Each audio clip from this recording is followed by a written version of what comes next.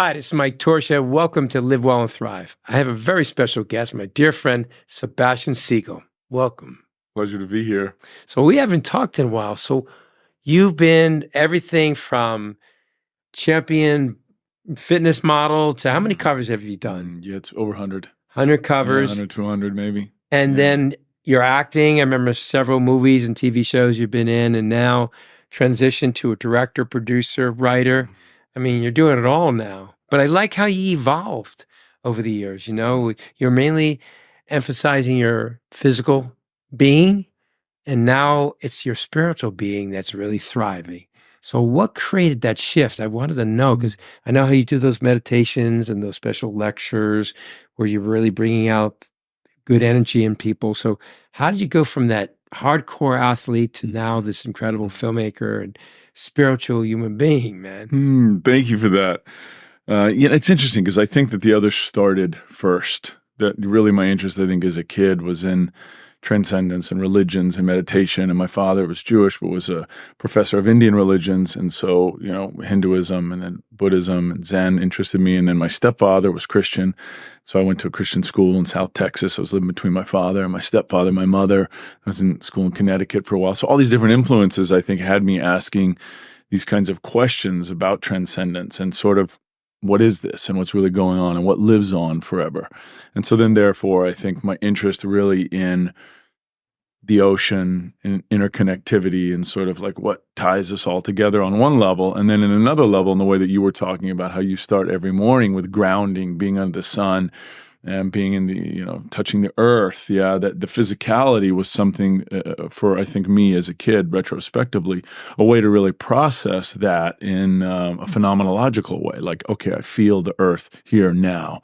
Yeah, I feel the hug or the presence of another person. I feel the ocean. And so then, therefore, the physicality. So at a very young age, I was interested in the physicality where it was 10 years old or 12 years old doing push-ups or something before school and pull-ups and then sprinting and really getting out and running as many miles as I could and feeling. You snorkeled, right? I also remember in Hawaii you would post pictures. Were you snorkeling or just swimming? Deep ocean swimming. Right, yeah. So I did maybe a mile, 2 miles, 3 miles maybe, but just for fun, for interest really. So like the Waikiki Rough Water is the swim portion of the original Ironman. Yeah. But to the point, I think that my interest in those things, particularly like pushing it to the limit, feeling my heartbeat, and as a young boy and saying, all right, wow, can I push this thing so hard that it stops? Like I heard about what a heart attack is. And I would push it so hard, but instead of it stopping, the body would just respond. And so then for the first moment in my life, and I remember that moment really of being like 13, saying, my God, I can do something and I can feel totally different. I can feel miserable and sad and distraught before. And I go out and I work out for an hour just running or sprinting, and all of a sudden I feel like anything can happen. I feel in command of my world. And then, of course, the byproduct of that was the physicality, that I see my thighs developing and my chest developing, my arms developing out of love for this process of running or swimming or push-ups or pull-ups. So then I think that then really, so it was the spirituality really first. And then that led to then when I came to California and I was in great shape and I had this tremendous opportunity. I was very fortunate for that time to do all the covers. And the very first one was for Men's Fitness.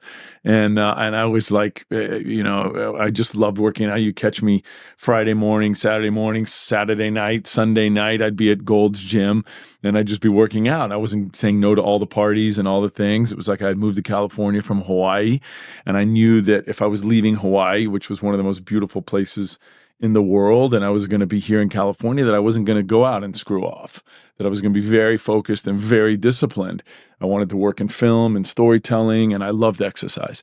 And then it was just the right moment, the right time, really, that Weider and the people who ran Weider at that time had me in, and I was just perseverant, and I was like, I really want to do this, really want to do this. And the next thing you know, I shot a cover for Men's Fitness, and within kind of a year, it was like a dozen covers. And then it was this period of like a few years, in the 2000s, and then the 2010, 12, 15, up until really publishing stopped, that it was just like sequentially, like all of a sudden.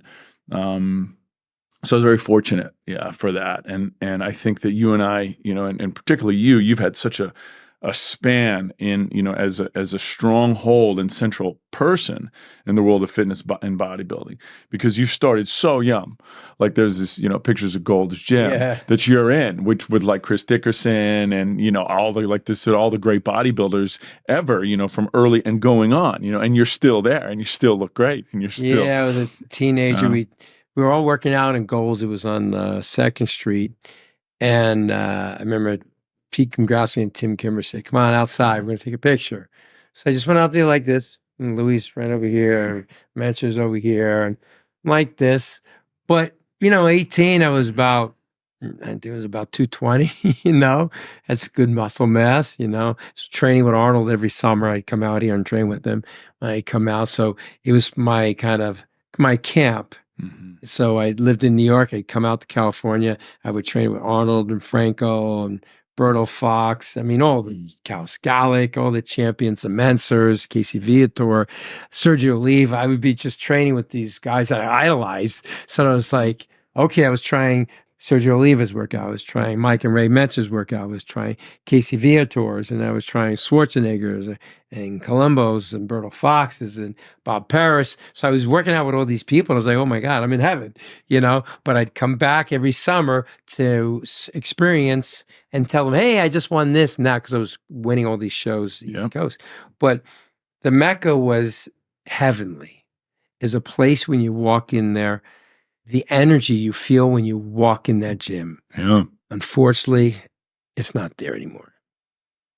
It just changed, right? And it's changing, but at the same time, like I have to, respect a lot of the change that's happening. I mean, I remember like, when I was, first started doing all the covers, these guys like yourself and so many others been around for so long. And all of a sudden I'm this new guy on the block. Like, who's this guy? You know what I mean? He's not even competing in bodybuilding yet. I'm judging shows. I've got the major endorsements. I'm taking ownership in major health companies. Yeah. But then they would see over years the discipline and the focus. And I've always been cool and humble. And really, I think, and dovetailing back into the original question about the spirituality coming first, it was like, I go to the gym because I'm so grateful to be there, and it's like, I've made so many unbelievable friendships there. I've never had a problem or a challenge there. It's just been such this space of unbelievable camaraderie, and unlike a sports team, what's cool about the gym is there's always new people changing, but that everyone is there because they love it, and they want to feel great, and you see people who come and go fast. And I think that's probably, part of what you're referring to. Now you see a lot of people that come in with the images and the pictures and they want to do this stuff and they're out, but there's so many people who've been there for years. And then you start to feel like this kind of nuclear family kind of feeling. Yeah, that's what I enjoyed when I do visit. I go at a time when I know some of the old crews there, like yourself, is there. But I remember when you first came in, they were like, hey, who's this guy? He's never competed. But then people realized you live this life. You may not compete on stage, but you're one of us. And that's when I noticed everybody started welcoming you in, because they saw that you're all about healthy eating, healthy thinking, healthy training, working hard. And you weren't just a bodybuilder, you were an athlete. You did various different sports, and you were gracing the covers that only some of the biggest champions got on those covers of the magazine. But you did it because Joe appreciated your incredible symmetry. Your physique was magnificent. It always lean and defined. It wasn't like some of these guys. They're big and then they're small. They're big and then they're small. You would just stay in shape all the time, maybe sharpen up a little bit, and that's it. And that's what I think people started. You earned the respect because they said, he's one of us. The work ethic. Yeah. And I think, going down there was interesting because I know that, we signed these big endorsement deals back then, like when the supplements were exploding, like, when early on it was like Joe Weider's Dynamic Muscle Builder, which I was taking as a teenager, right? Which mixes deliciously with a spoon. I don't know who wrote that on there, right? And then it was like Franco Santoriello and Cybergenics, and, and then finally then it was like Metrex, and then it was Mega Mass, and then, and then it was all of a sudden. Remember Bill Phillips? Yes. And I was doing all the covers with Bill Phillips, EAS, and Body for Life and all that. And then it was like all of a sudden all these companies were coming on, and then it was like these companies had so many, were making, the first company that I was with, they were like, I don't know, worth 15, 20 million when I started with them, 10 million. And then, within a period of 2-3 years, they signed, I remember like within the same months, it was me, Jay Cutler, Charles Glass, I mean, they were signing everybody, just, Dexter Jackson, Johnny Jackson, everybody, and it was like all of a sudden we were everywhere. That before social media, they were taking out all these ads, in People Magazine and Men's Fitness and Muscle Mag and every, and Muscle Fitness and every bodybuilding magazine and in every mainstream magazine. So you go somewhere and you get on a plane, and I'd have some like a woman come up to me who was like in her 70s and something and say, hey, I take these things every day because it says you do too. Do you take those? I say, wait. No, I don't take those. Right? And then I started to really think about also, the kind of impact that was having and having to make really a decision about authenticity, because I wasn't competing, part of it was like, well, I really loved this. I loved being there at 9 a.m., 6 a.m., at 6 p.m., at 9, 10 p.m., at all those times. And like you're saying, the camaraderie built around, hey, you're at the gym 9 p.m. squatting every Friday, Saturday, Sunday night. You start spotting each other and you start to feel really what we're each made of. And it's not about weight, it's not about reps, it's not about volume, but it is about consistency. And it is about discipline. And it is about love for this process of like hard work, And I just loved that. That's a place for me that I'm comfortable with. I love hard work. I know you're saying that it still has that energy, but when I was really at my prime, and it was the place where you could be an A-list actor, you could be a top fashion model, you could be an NBA and an NFL player, you could be the most incredibly famous, one of the billionaires trained there. You go there and it was like Switzerland. There was every type of individual there. Dennis Hopper was there. Remember all these other actors would be, and Jimmy Kahn and all these great talented people, Ray Liotta. I mean, everybody was just like one big family. But I think as time changed and people started having social media and they started always doing Instagram and Facebook posting, all this other stuff, they've gotten so overconsumed with their phones. Because when we were trained, we didn't have our phones. Well, those phones were big at those days. But I mean, we just trained. Yeah. Now everybody's like, and so distracted. So it kind of hurts me because I remember the way it was when we first walked in there. I've never taken my phone inside the gym one time in my whole life. I mean, obviously I haven't back then, but then, I never, when I had a pager when I was a kid, I never took the pager in the gym. And to this day, and if I've ever been in a photo with someone at the gym, it's on their phone or someone else's phone, because that's a special time for me. If someone dies while I'm in the gym, and if there's an emergency, it's still going to be there when I'm done, and I'll be better able to handle it afterwards. That's so true. That's it. And even when I'm in the gym and people want to look at stuff, I'm reluctant to want to look at anything on the technology. I want to be there just for the feel and for the I don't know tactile if you experience. I had so many people write to me, Michael, I've gone in my gym. It's not just Gold's, it's all these other gyms. And I go over to the machine and they're texting. And I want to work in. They tell me, no, they have whatever, 3 more sets. And they'll do a set and they'll text. They don't want to get off the machine. And I've seen this happen. And it kind of drives me crazy because I used to love, even when I was in my top physical condition, if someone came over and wanted to squat me, yes, let's do it. We can pace ourselves. And I remember I went over to, it was over in Equinox on Sepulveda there. And there's this woman doing leg curls. And she looked like she just got started. I said, hey, may I work in with you? She goes, no. I said, no. I thought she was joking. And she goes, no, I have 5 sets and I prefer not to. I said, but this is a gym. Where's the gym? I said, we can pace each other. We can push each other. She goes, no, I don't need any motivation. And I said, really? Wow, boy, if times changed. She's missing that mark. What you were originally brought up. When I looked at her, there's no spiritual practice in there. There's no. It was all about her, and she would do a set and then get on the phone. And I just said, why does it hurt this woman to let me just use the machine, wipe it down? I'm always respectful, and do your set. There's a response for that, right? Which is, I think, which is because it's happened a couple times. Like in all the years, I've been at the gym, my whole life, that, do you mind if I work in with you? Right? And the answer on the receiving end is always yes, absolutely. Right. Well, you're welcome. No, I don't mind. Come please, blah, blah, blah.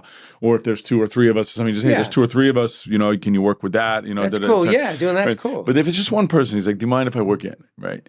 The answer is no, I really don't. Like this one. Yeah, perhaps I have that. Okay. And then the response is, well, I'm not asking if I can. I'm asking if you mind. Because it's okay if you mind. I'm working in anyways. Yeah. Like, you know what I mean? This is a rhetorical question. Right. Do you mind if I work in? Well, that's okay that you mind because this is the gym and everyone's Yeah. here to do the same thing. You know, it's interesting because when I first started at Gold's, I mean, when I first met Lou, right, and or even Dexter, it was like I was doing hamstring curls, and I love training thighs, right, my whole life. And both of those guys worked in with me on that machine on different days, but it was like I was doing it, and Dexter was like, "You mind if I work in?" I'm like, "This guy's Mr. Olympia," or it was right before he had achieved the title, but he's like this top bodybuilder in the world. I'm like, that's the humbleness, because it's not about hierarchy so much, it's about humbleness, and it's about strength, and it's about strength meaning integrity, and about strength of character, is where I'm going with that, and No, about work ethic. and I understand it, but you know what? I felt like it's a woman. She doesn't know any better. I'd rather not have a confrontation, Sure. especially because it's the opposite sex and people can misinterpret it. I don't want to act like a bully. So I said, sure. So, of course, I went over to do the leg extension machine. And then she came over and asked if she could work in. I said, oh, you want to work in with me? I go, of course you can. And she just looked at me, and I guess maybe she may have thought about it, how I didn't say one thing, make comment, I just went to the next machine. Because that's how I always was. If someone's using, or you say if someone's using that, you use something else. I think also that's also the thing about, this sort of integrity over years. It's like you're at the gym every day or working out every day, for years and years and years and years. These people come and go. This kind of person, they're at the gym for what, a year? 5 years maybe. You don't see once a week, 5 times a week for a few period, and then they're gone. It's like there's a difference between the people who are there in the morning, in the middle of the night. They're like, you're athletic every day. People say, okay, there's something else going on here. But right? I just wish a lot of these millennials would leave the phone at home or in the car or whatever. Yeah. Like we do, train. Yeah. And focus on the workout and working together. Like, remember years ago, people had training partners. Yeah. Go to the gym, body training, and you don't really see that anymore, except for goals. But you go to Equinox and some of these other LA Fitness, there's no buddy training, not two guys or two women training. It's always like this: you either have a trainer, or you train by yourself, and it's that mentality. And I miss the old days when we'd have, like, for instance, I would go to Goals and we would train, maybe chest and back for like 2 hours. And then we would go to the firehouse.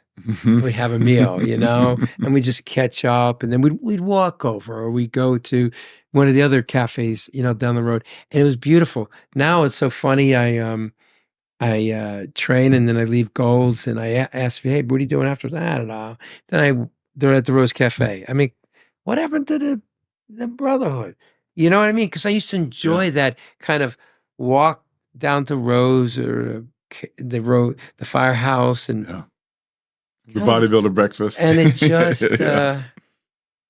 it's disheartening. Because we had a brotherhood. But you would always see, I would pull up and they're like, I see some of the guys that trained earlier. Hey, we're going to the firehouse. Now I got to train. You know what? I'll go with you. I'll have a cup of coffee, And it was like this more of a brotherhood.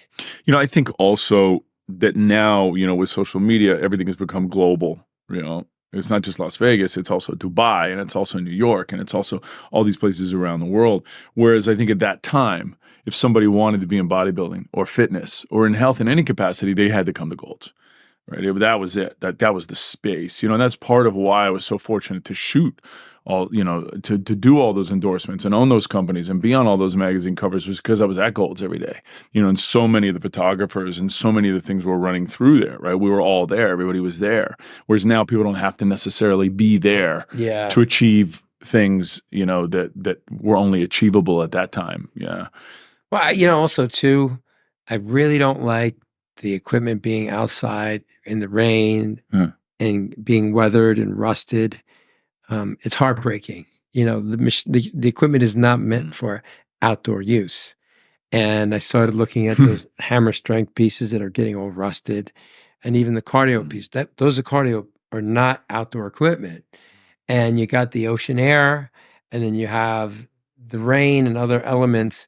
And it's just a shame to sort of, it looks like almost a junkyard. I kind of like it. I like it. I know, it. I know. I like the character. I I liked it in a know. little bit of rust, because then it builds in a little bit of No, resistance I in a know. certain place. I know, but I like that roughness.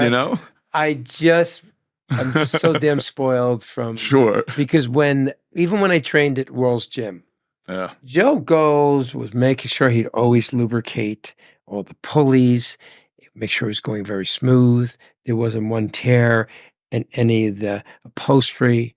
I mean, he was a genius on how he made the equipment. In fact, my friend Tom Kinney had his successful gym equipment company because I helped him. Because he said, Mike, who makes the best equipment? I said, Joe Gold. He made the equipment in the regular Gold's Gym and the original Gold's Gym and in World's Gym. So I said, Joe, I got a dear friend of mine. He's a welder, but he really wants to like make your equipment available for everybody. Sure, Mikey. So he flew from New York and he spent a week with Joe Gold and he told him, this is why it's this angle. This is why it's this height. This is why this and that.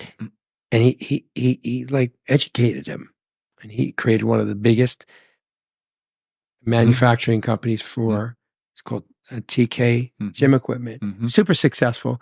And he reminds me to thank me for introducing him to Joe Gold because he was a genius. Joe knew the exact height because so many incline benches were too steep. You're getting too much front delt, tricep work. It had to be at a lower angle. And he explained why and how it should be. And everything was so meticulous. So that's why in those days, I just remember what it was like to train at World's Gym and Gold's Gym and the magic. Sure. Although it's funny when you talk about machines, there's those 3 machines in the second room, the extension, leg extension, and the lead curl that Jack owned, and they were at the previous Golds, and then he donated them to the gym. You know what I mean? And I love that machine. I love those machines. I love that old flat and the pullover machine. Yeah. It's interesting, we're talking about sort of how it's changed, and I was thinking about that also, like with, how that, in terms of that coining that phrase, right, the Mecca of bodybuilding, that now it's become so global. And this is really this sort of funnel of where it all started, right? And at that point, whether it was even in the 2000s or just really right before social media, up until 2010, 2015, even then, you had to be there. Really. And I was thinking about like the fortune that I had in that world was because everything was happening in California. Everything was happening in Los Angeles. It was like, I remember the first time when I shot, originally for Men's Fitness, they called me and I'd been in a bunch of times. They're like, hey, do you want to come shoot a cover? Because this guy flew in and he's not in the kind of shape that we thought. He'd shot a cover for us before. And now it's digital, so they alter everything. But back then you had to look like you looked on the cover. Like everyone looked like that. They didn't edit the photographs, they're shooting film. And so I went in and they were like, are you in shape? I'm like, yeah, look, I'm in the same shape all year, all the time. I'm the same, right? I train hard, push it to the limit, eat the same all year, etc. So like, okay, can you be here in 30 minutes? I was like, sure. So I go in and I shoot and I'm there for an hour at the most or something like this, and then I leave and it's great. That's it. So then from that point, I wanted to shoot with like every photographer who was shooting every magazine, at the time. And so I go out and I shoot with everybody. And then I was literally at Gold's in Hollywood on a Thursday night or something, 3 months later, 4 months later or something. And I'm squatting and this is my favorite Thursday night, And the editor came up to me and he said, the way it works is that we'll have like a triangle at the Weider office of the covers that we're going to run for the next couple months. And there'll be like 4 on the bottom, and maybe one will be like the NFL quarterback and one will be, another athlete who won a gold medal or something like this in a sport. And then there'll be 3 and there'll be 2. And then the one at the top is the one we're going to run. Right. And so we'll vote on it and kind of push it in there. But then Weider, Joe will have to approve it. Right. Yeah. And if Arnold's got a movie or Sly's got a movie, then immediately they'll get bumped up to the top. And that's what'll run on Men's Fitness, on Muscle & Fitness. So because you've been on that triangle for the last month and a half, we put you at the top and Joe just approved it this morning, and I was like, that's so cool. I was like, yeah, thank you. And I was just in the middle of my set, the drinking fountain. And I went back to my thing and I was excited about it. I was happy about it, but that was it. It was really still about, I'm working out. And I think then from then, then I shot with, everybody, Robert Reeve, Mike Neville, Ardente, everybody. And what was bizarre is that when that cover came out, in the next 2 cycles of covers, next 2 months, right?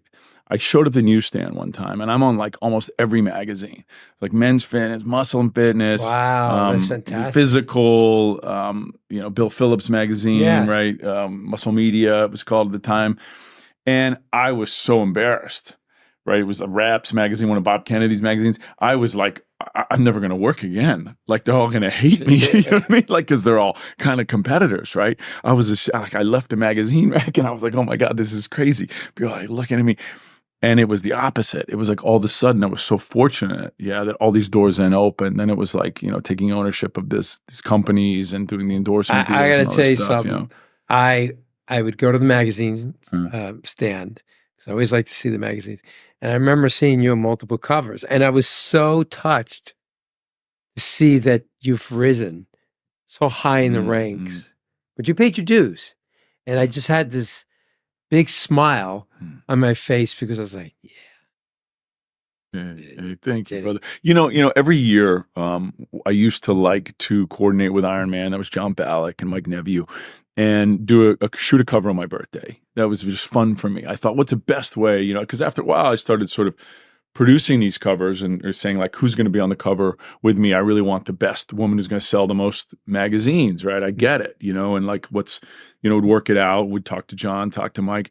So every year on my birthday, I like to shoot a cover for Iron Man. So I'm in there one day, right? And it's my birthday and whatever. I work out in the morning and I go do the shoot, and I'm there. We've got like 3 girls who are potentially going to do the cover shot with me, whatever. And the girls are like, well, what do you, when's your birthday? Right? I'm like, oh, it's actually today. Like, oh, what are you doing for your birthday? This is it. Like, we're shooting the cover of Iron Man magazine. Like, hell yeah, that's a this is good. present. They're like, what are you doing after? I'm like, I'm gonna go work out. I don't know. This is it. This is as good as it gets. Like, I don't need to go anywhere. And then afterwards, I would always go work out. And then I would work out, right? And before I would shoot the cover, I would like, I'd eat a little less salt, drink a little less water, maybe train, increase the volume, increase the intensity, just a little bit. But it was subtle, so it was pretty similar all year round, right?